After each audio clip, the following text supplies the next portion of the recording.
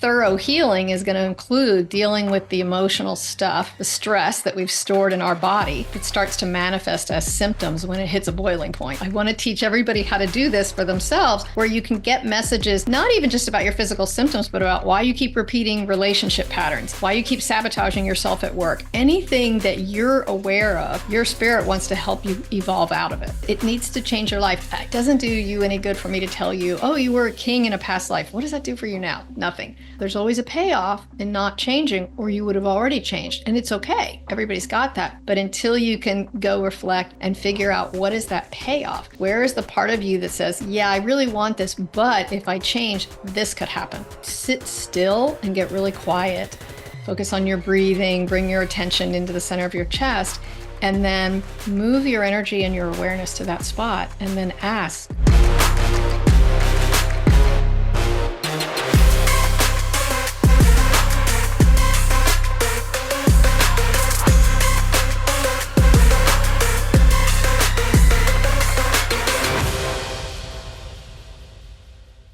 Welcome to Unreasonable Health. Today, we're going to be diving into what some may call esoteric, what my friend Christine Lang may call just an ability that she has to go deeper into your subconscious mind. And she also, one thing that we're going to be talking about is a new book that she's got coming up called Ask Your Spirit, because as many of us know, the truth lies within our bodies, and sometimes we forget to access that deeper part of our soul. And so I've asked Christine to come and share with us her journey.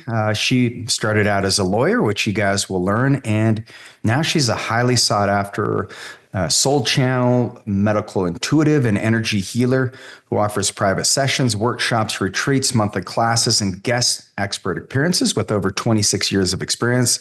She's a member of the Transformational Leadership Council, a select group of top 100 transformational leaders in America, including Jack Canfield, Dr. Mark Hyman, Marcy Shimhoff, and Isabella Tierney, Lynn Twist, and Dr. Sue Morter, and Dr. David Perlmutter.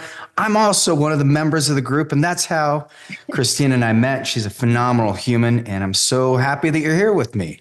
Thank you for having me. Good to be here.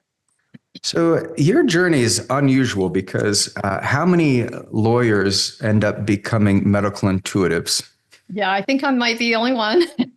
So my journey really, I think so many people's journeys start off through physical symptoms, through illness or injury.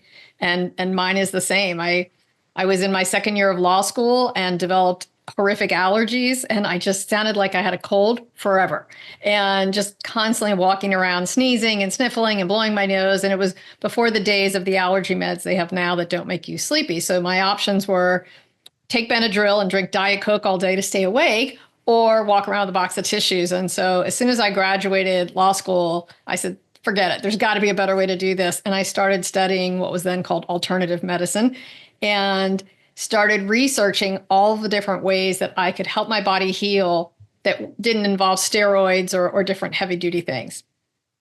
Man. And so I think my spirit was like leading me through a trail of breadcrumbs to my abilities, because in the beginning I just was like, okay, let me go with homeopathy. That sounds really logical. That makes sense. Started learning about homeopathy, probably got rid of 40% of my allergies using homeopathic remedies, and then made the link between my stress, my allergies, more stress, more allergies.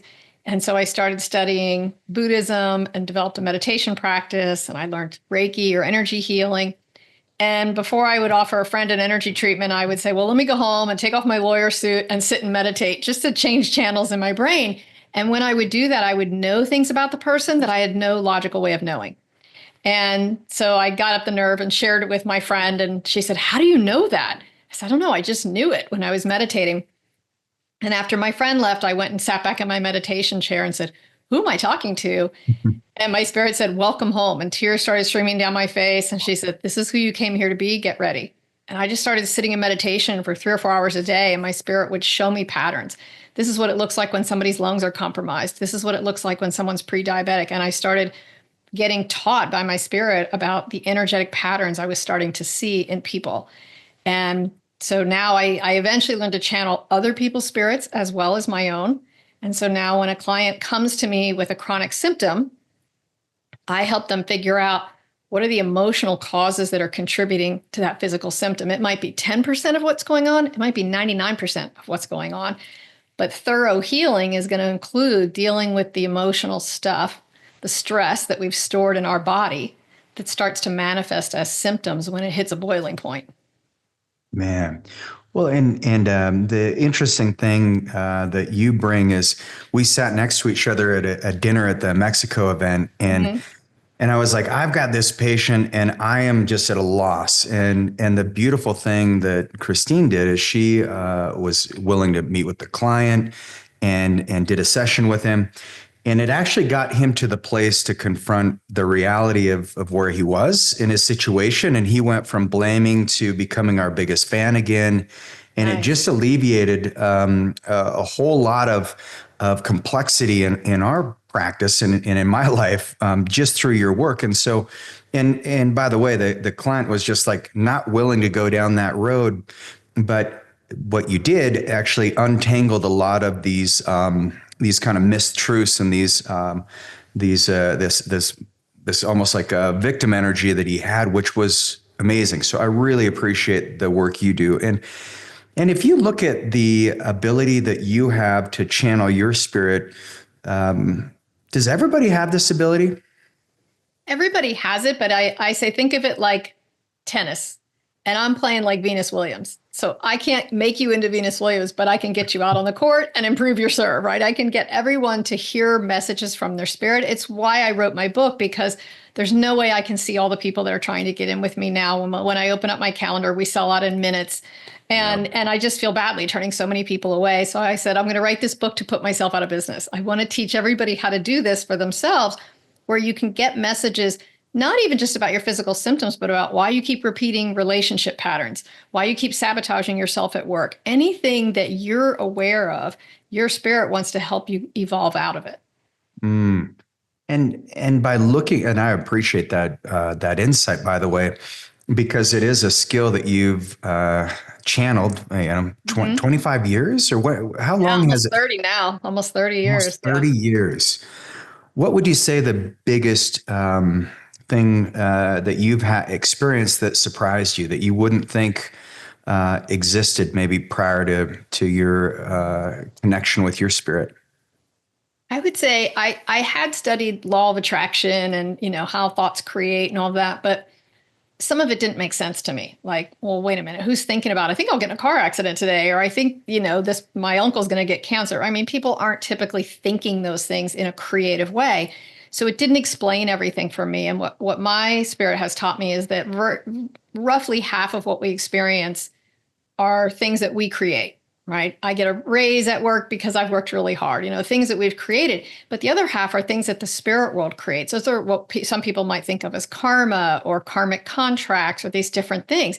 And sometimes a car accident might be so you meet that person in rehab who's going to be your business partner in 3 years, right? Mm, Those are karmic things. So when somebody comes to me with something that's upsetting to them, the first thing I ask their spirit is this arranged or allowed? If it's arranged, your spirit arranged it because you have a karmic contract for that.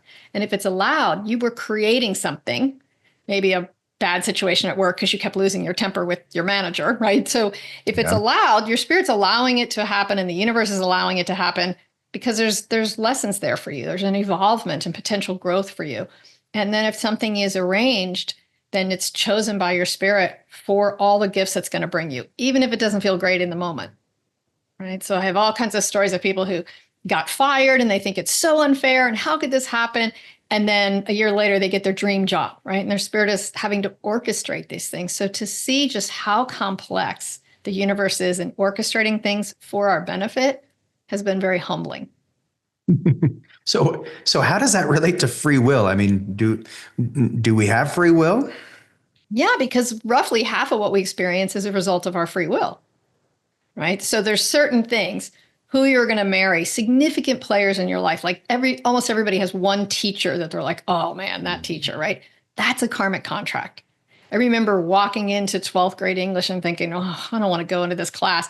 And within 20 minutes of the teacher opening his mouth, I'm like, oh my God, there's nowhere else I'm supposed to be. Like I knew. And that guy just transformed how I write. helped me get into law school, right? So that those people that cross our paths and we know right away, I hate this person or I love this person, right? Those karmic contracts, we are feeling what we've already decided beforehand.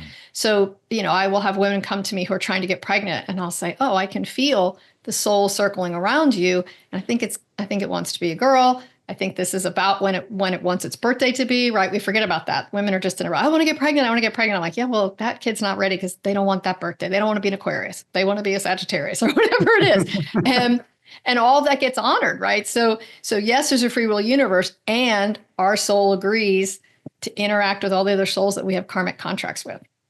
Isn't that cool? And are you aware of all the karmic contracts you have now based on the work that you've done? I'm aware of the ones that I'm meant to know now, right? I mean, when I of course, I always try to ask my spirit stuff about the future. Well, how will this go? And how will that go? And my spirit always gives me the analogy of like, if I met you when you were 3 and I told you everything you're going to get for Christmas for the rest of your life, you would think you want to know that. But then in your 7th year, you'd be like, oh, this is the year I get roller skates. This is the year I get that, right? You'd take the surprise out of it. And so the spirit world calls it ruining the game. So they will tell me things that apply. Right. Got So it. when somebody comes to me and says, I want to know, when is my elderly mother going to pass away? Because I want to be there. A lot of times I will get that information of like, you have, 3 weeks that you could go. But there's other times where people are just annoyed, like, oh, how long we got to pay for Uncle Fred to be in this facility? How long? And the universe usually will not tell you. That's the lesson there that they need to learn is, I guess not being so attached to knowing every single thing that's going to happen in life.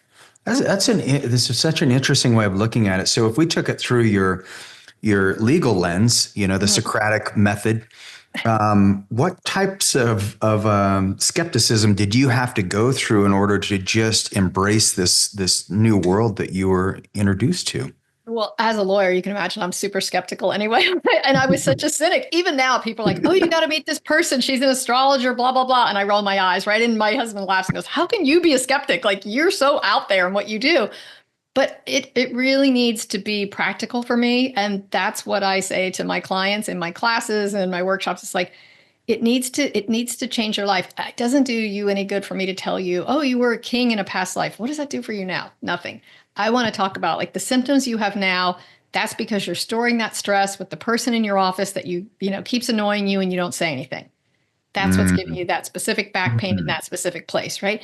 Now there's a practical application. And then your spirit's going to say, and by the way, here's the conversation of how to work through that, right? I am very results oriented. So I'm still a bit skeptical, but the proof is in the pudding. And my spirit just kept hitting home runs with people about not only what was going on, but how to resolve it. What do you remember the first person that you just, you mentioned that your friend who you went home and you're like, let me just sit with this. Right. How nervous were you to like share this information?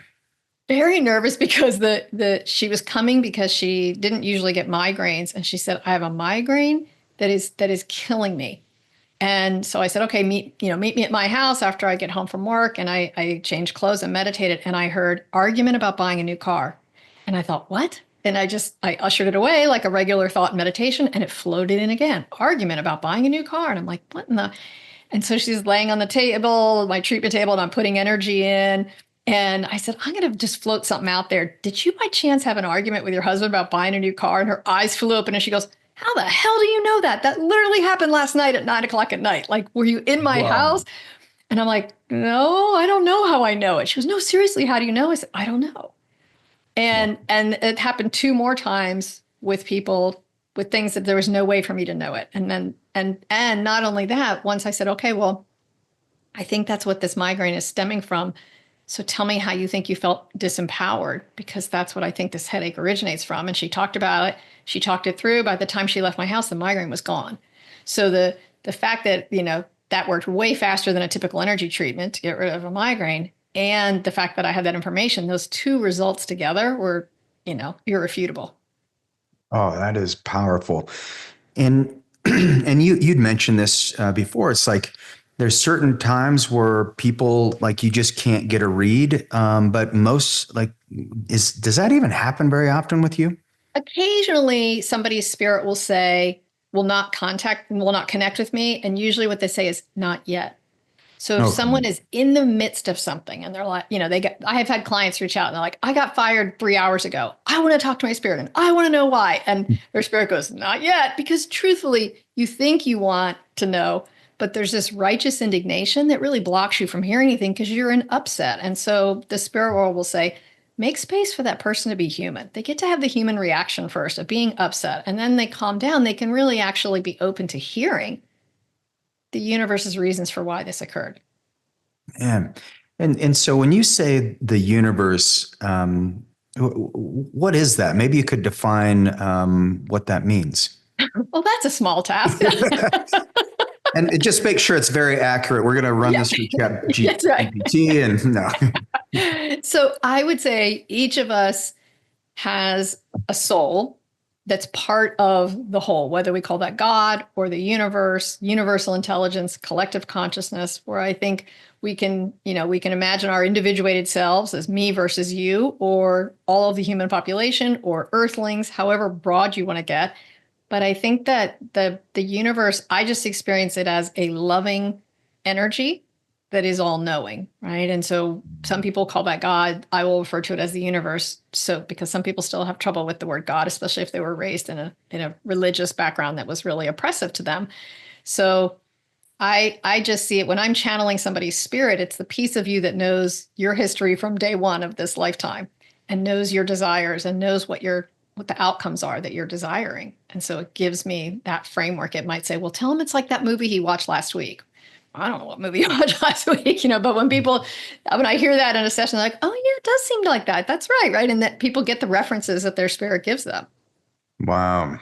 Yeah, and so your mentors early on, I mean, Louise Hayes. I'm sure a lot of us have. I mean, I used to love reading her books, and if I'd have a client that was stuck, I'd be like, I'm just going to bring this up because Yeah. maybe this is where, the funny thing, the first thing that popped into my mind was like blackheads or self-hatred. I don't know why that came to mind, um, but how congruent would you say what you've learned in your work versus like some of the writings of Louise Hayes? And I'm not like, this is not like, oh, she was wrong or right, because I think No, her I work is think I think beautiful. she's spot on. I think she's spot on. And in the back of my book, Ask Your Spirit, there's a very similar reference tool to Louise Hay's book, but it's a little different. It goes into a little more specifics about some of the areas of your back and back pain and what that could mean.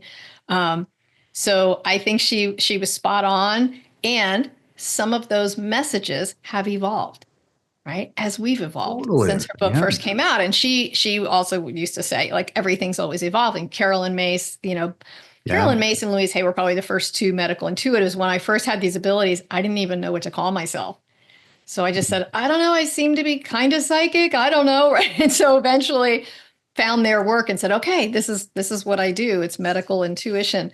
But I would say people come to me for chronic physical symptoms, but they stay. I've had some clients for 26, 27 years. They stay because they want their spirit's help in their relationships, both at work and in their personal life. So I've helped people raise their kids and go through the teenage years and all the stuff. And your spirit has phenomenal advice because nobody has your back like your spirit. The thing that you create is this ability to understand that there's like this conspiring love that really wants you to get the most out of life, and getting the most out of life doesn't mean like removing all the lessons. And pain is such a great teacher. And so for you, as you like start your day, do you always get in touch with your spirit? I mean, is it a daily practice, or do you have to reserve that energy for certain time periods? Well, I think I can only raise my energy up and channel for so many hours per day, but it's a Yeah. lot of hours, right? I can channel for 5 or 6 hours a day. Wow. But every morning I would do connect because I ask, what should my priorities be today? And I have my own, ego mind that says I need to get these 3 things done and return those emails, right? And my spirit's like, no, no, no, none of that. This needs to be the first priority. And, I've learned through years of making mistakes, she's always got the higher perspective. My spirit's always going to be right about what my focus should be for the day. So it seems foolish to not tune into that. So every morning I try to just get my direction for the day. And then I check in throughout the day. And after I work with a client, I'll always say, is there anything I missed? Anything I could have done better? Anything I channeled that was slightly off? And if I need to send a follow-up email to somebody, hey, you know what? I use this word. This was the word your spirit was actually giving me. I misheard, right? I will do a follow-up. So I'm picky that way. That's probably the lawyer brain in me wanting to be exactly correct. But so, yeah, I think, and I teach my clients to stop. I have a lot of business consultants that work with me and coaches, and they'll stop and check in with their spirit to feel the direction that they're supposed to go in their work that afternoon or in that meeting. I mean, I've had it get so specific that it's somebody trying to close a really big multi-million-dollar deal with some hospitals. And he came in for a session and his spirit said, there's going to be 8 people in that room before you sign that contract. And you think it's the guy sitting at the head of the table. It's the woman to his right who's going to make the decision. And here's the phrase she's waiting to hear.